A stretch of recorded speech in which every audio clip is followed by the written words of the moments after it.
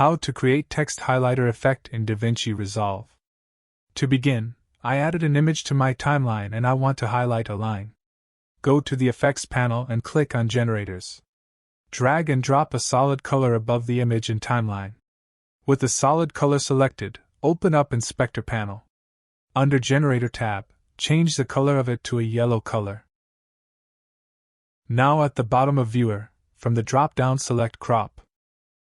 Drag the handles of the solid color until it covers only the line you want to highlight.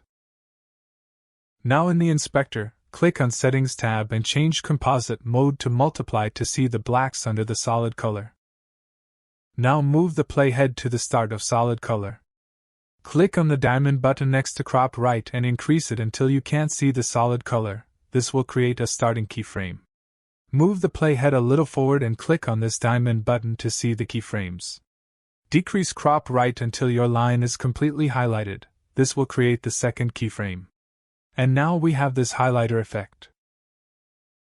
Drag the second keyframe closer to the first keyframe to increase the speed of the animation. Anyway guys, thanks for watching and I hope you found this useful.